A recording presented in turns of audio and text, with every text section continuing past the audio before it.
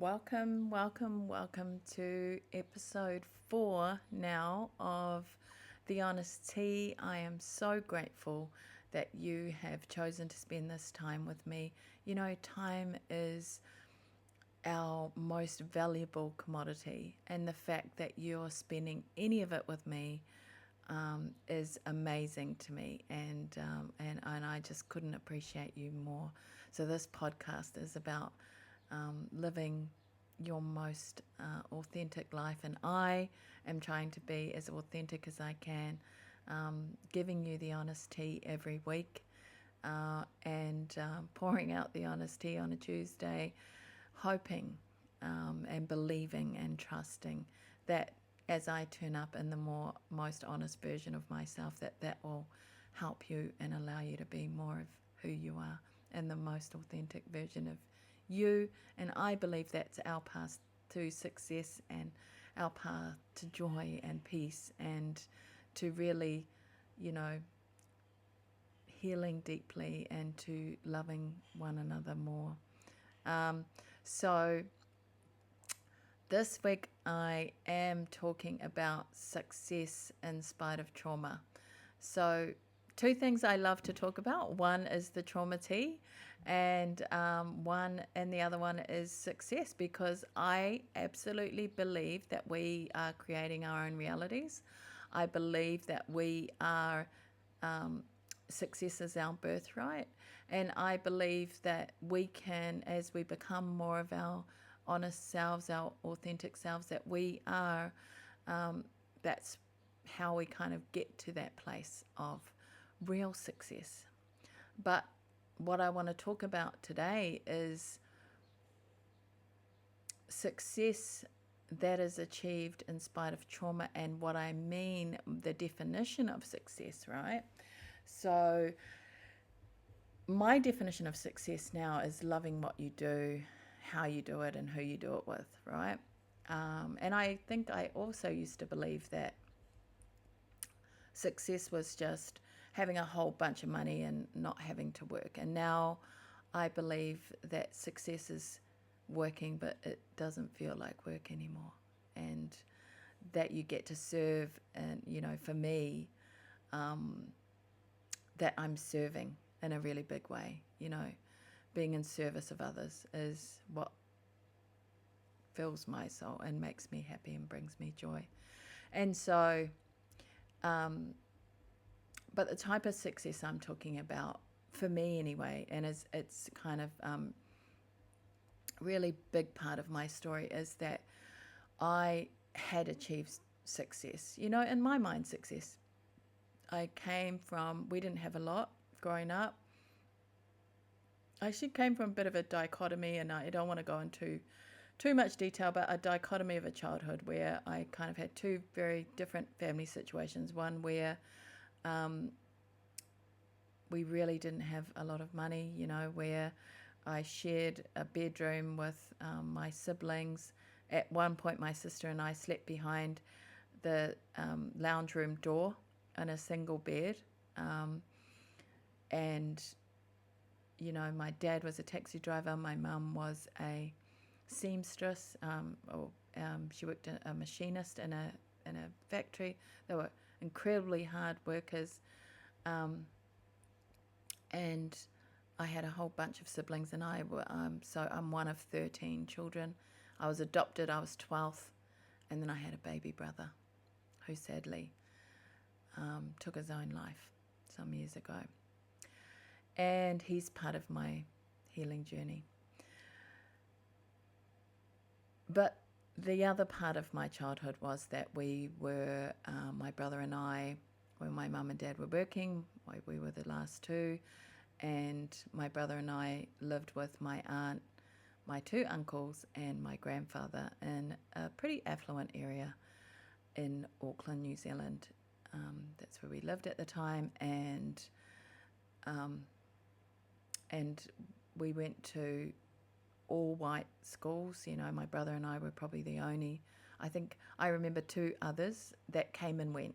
So my brother and I were the only children of colour at those schools, and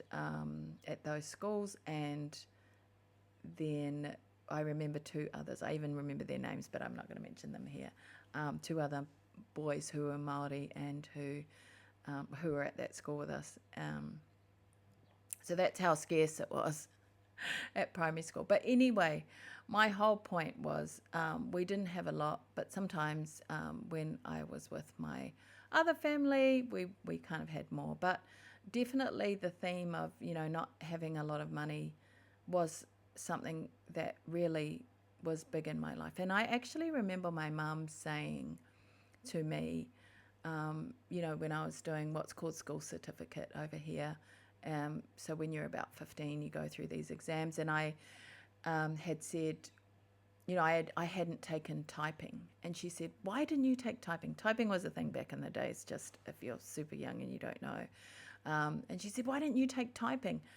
You need to take typing. What if you need to be somebody's secretary? And in my mum's mind, I knew that for her, that was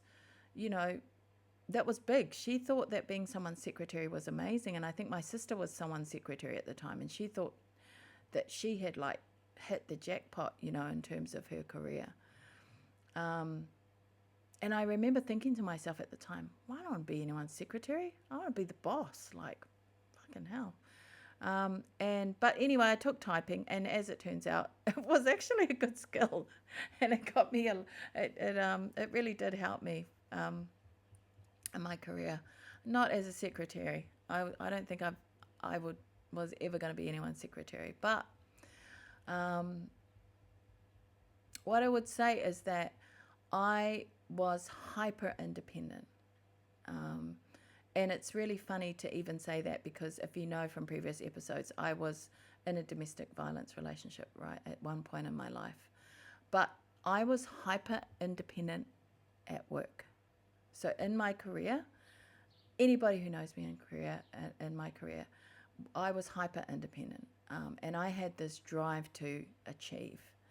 And I was doing really well, I was part of senior leadership teams. I actually built a whole career around sales, ironically, in the end.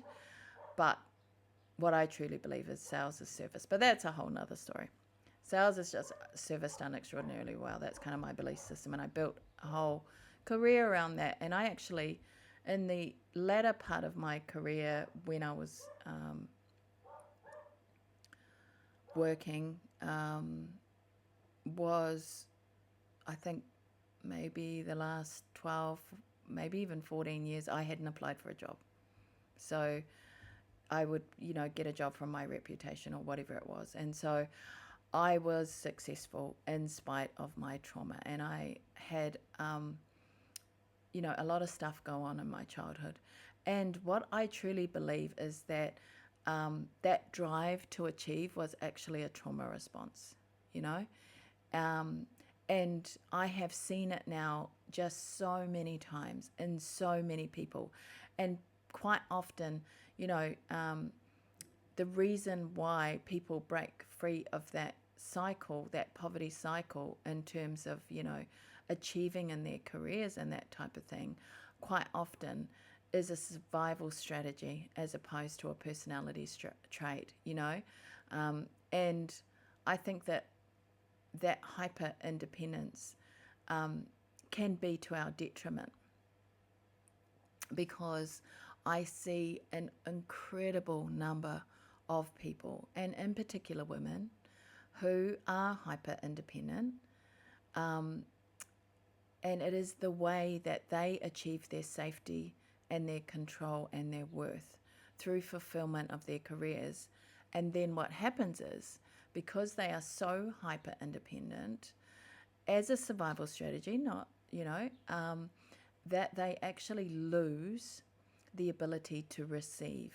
So they are constantly striving to achieve and being independent and very high functioning, and build systems, and they work longer, and they strive more, and they do more, and they all the things, right? And then what happens is they are so driven and so high functioning to a point where they are actually unable to be in a place of receiving. They are all about giving and being responsible and building success and building through pain and being the strong one in their home lives and their families. And so these career driven women, and I was one of them, right? Very career driven. I actually didn't have a choice. I went back to work when each of my children was 6 weeks old. That actually devastated me. I'm not going to lie about that. I fucking hated that I had to go back to work. But I knew that I did. It was survival. We had to. I couldn't afford not to have my wage, right? For various reasons at each time when I'd had my children. So I always ended up having to go back to work. But that part I didn't love. Going back so early, I really, that was a wound for me. It still is a wound for me, I think maybe. But I really didn't love that part. But you know what? I was driven. I was driven to build success, And success for me at that time looked like number one mom, number one wifey, so having the perfect home, having the career, being all the things to everybody. And I was exhausted. And that success wasn't able to protect me from my wounds eventually. So often when we are these overachievers, right, and we're hyper independent and we are achieving in spite of our trauma, it's because we are trying to show ourselves that we are worthy, and we can shut down every time something happens. It's like, oh, we just put that away, put that away, put that away. Oh, that happened, but I'm okay. I can put that away, and I'll keep driving, and I'll keep moving, and all I have to do is keep striving. And the more I strive and the better I achieve, the more worth I have. But eventually, that success stops protecting us. And something happens to us where we recognize, maybe I've got success in one part of my life, but not in another. And like I said, I see a lot of women who, particularly women, and I think this is because a lot of women have been achieving success in what's been traditionally a very man's world, right, in the business world. And so they have become hyper independent and striving for, and very strategic thinkers, and women are incredible when it comes to business, right? And they are all the things. So they're a mother, and they're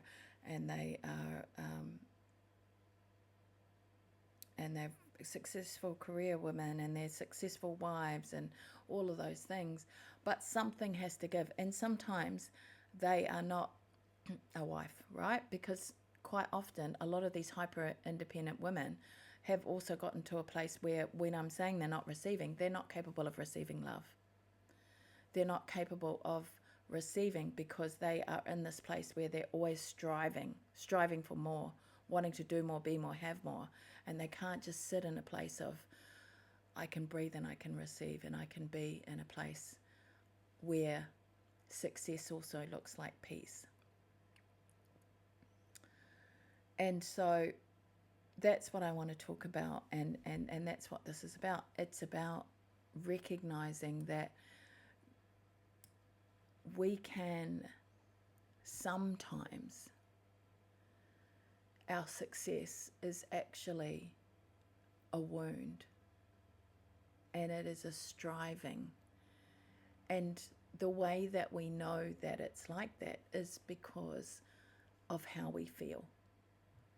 And when you really sit down and say, am I being more of myself in this role? Or am I being asked to change who I am? Am I being asked to be less of myself? That's when you know, right? Or for me, I felt really good in a lot of my roles, particularly later on, I was actually feeling really good about the work I was doing. I felt like I was leading my team really well. I felt like I really cared about them. I was a different version of myself. You know, I had started off very much, climbing the corporate ladder and kind of um, being very turning up in my masculine a lot, and my wounded masculine, so taking on those male traits that didn't feel good to me, that were in the wounded parts, or even the wounded feminine. And we see that a lot in corporate life. Quite often I'd end up working for women, and I this was a recurring thing. I'd end up working for women and they would be very wounded, and so they would be threatened by me, and then that would be a whole thing. And that was a learning for me. Like I said, I believe everybody's a teacher in my life. When I recognized that what was happening, I saw the wounds in me that was triggering that in them. I was able to move into spaces where I could be more of who I was and care more about my team. And I actually felt like I was doing that, but certainly wasn't a perfect work environment. But what I recognized is that I wasn't doing stuff that really filled my soul, right? And that was the thing. I just wasn't filling my soul. I wasn't really doing what I really felt was on purpose and on brand for me. So that was part of the growth for me. And apart from that, you know what? I was really freaking successful at work, right? But my relationship at home was falling apart. Not falling apart, but it was great until it wasn't, right? It was just like I was still in my wounds. And my relationship with my siblings was really difficult. I was begging them still to be in their lives because I so wanted to be accepted, and nothing to do with them, just because I wanted to be accepted. I actually have this toxic trait where I will, if I have a party, right, I'll invite everyone I know in the whole universe, because I don't want anyone to ever feel like they're left out. And that's because I have one of my original core wounds is abandonment, because I was adopted. My parents didn't want me, and I have this original abandonment wound. Anyway, long story short, what that meant is I was always begging people to love me and be in my life. And same with, when I was in my previous relationship, and I was always, so needy and so wanting and so begging. And when you're begging, you imagine when somebody needy's around you, it's so off-putting, right? So I was in that needy energy in my private life. So even in my work life, I was showing up as strong and independent and, incredibly knowledgeable and all of those things. But at home, I was struggling with this version of myself who just wanted to be loved. I wanted to be accepted and loved by my siblings, by my husband, by my children, and I felt like I wasn't. And then I still wasn't living my purpose, And so when I started to heal, when I started to recognize that, wow, these things about me, which some of them are pretty fucking amazing. Like, I am incredibly driven, and I don't hate on that. I love that I'm driven. I really love it. But there are parts of it where I recognize now was more of a survival strategy. And it was me turning up in my wounds, and that I was trying to get fulfillment. I was trying to feel safe, and I was trying to feel loved and worthy by being high functioning, by believing I could control situations and things at work, by driving, being so driven and having that real sense of like accomplishment and feeling. And the reason why I know it was extrinsic is when it was outside of myself, right? So what I would achieve externally would make me feel better. But what I needed to do was to heal what was going on inside of me, and then attract to myself more opportunities to do better, to be better, to have more. And I would say, like I said, some of my career, I was just driven, and no matter what, I was going to win. And then other parts, I started to become more of myself. And in the end, I had a difficult work situation in the end, but I learned from it, and I was able to, out of that, out of the ashes, as they say, choose to start my healing journey and my healing business. And so I guess what I'm trying to say here is, what I would love for you to do is to recognize that just because somebody looks successful does not mean they necessarily are, because when we feel successful, to really feel successful doesn't mean that we just have the money, doesn't mean that we just have the relationship, doesn't mean that we just have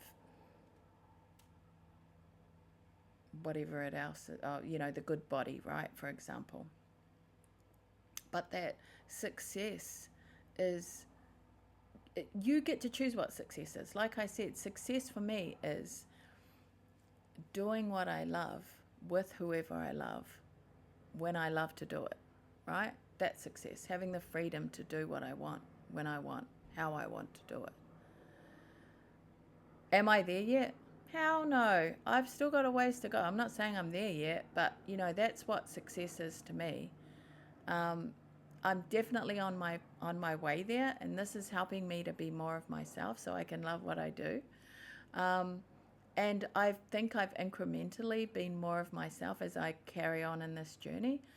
But I just want to acknowledge, maybe just to give yourself an opportunity to have a look at what are the things that I do that maybe are, we think is, wow, you're so independent and that's so amazing, or you achieve so much, but is it really filling your soul? Is it really making you feel good? And if it's not, then maybe you could consider whether it is a wound.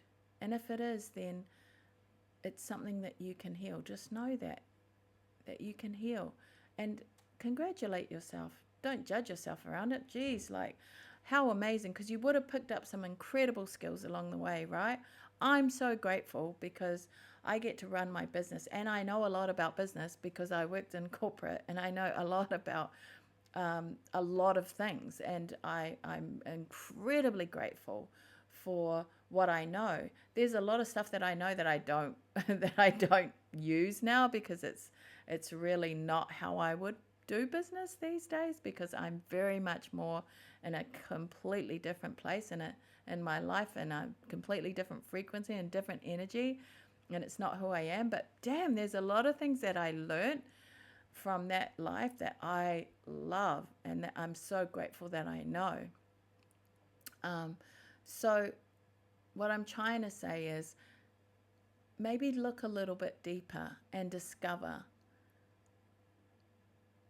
whether the way that you are achieving success really amounts to success for you.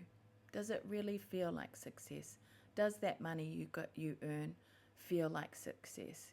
Oh man, I know one of my money wounds, right, is definitely, or has been definitely previously, where I was earning so much money, but like it was slipping through my fingers because I honestly didn't know how to keep it. And that was just one of my old money wounds, showing up. And so even though I was earning ridiculous money, I was still like, not keeping it around as much as I wanted to, and also I had this wound around, like, I felt like if I owned things, it would make me more valuable. We had beautiful cars, and we owned beautiful homes, and all of those things. And all of those things, I realized, when we left Australia 24 years later, everything that meant anything to us fit inside of this tiny little, what's called a taxi box. And it was just stuff like memories of the kids, and anything that was of any worth fit in this tiny box. And when we go out, we're going to go out in an even smaller box with nothing. So, stuff is just stuff, and it wasn't fulfilling me, And I think that's the thing, is to recognize, Is this a survival strategy? Is this drive and this passion a survival strategy? Is it how I'm showing up in the world? Am I in a place of where, yes, I can be, because I can be, man, I love aligned action. Aligned action, we have to do a whole podcast on that, but aligned action is feels totally different. It's this stuff, doing stuff that you love. And sometimes I have to do stuff I don't love, don't get me wrong, still do. And I'm very driven, I do a lot of things. And I love that about myself, right? I love being driven. But I'm driven in a way now where it's from a place of where I'm so excited to do it. I can't wait to do it. I'm excited about the life I get to live and the things I get to do. And I choose those things from a place of power, right? As opposed to it being a survival strategy to prove that I'm worthy, or that I'm worth, that I'm fulfilled, that I have worth, that I'm fulfilled, right? It comes from a place of power where I'm choosing it. So I would really love for you to, have a think about that, have a feel into your soul about that, and discover if there is a part of you that maybe isn't turning up as beautifully as you'd like it to be, and start to ask yourself those questions. What is it about this situation that makes me,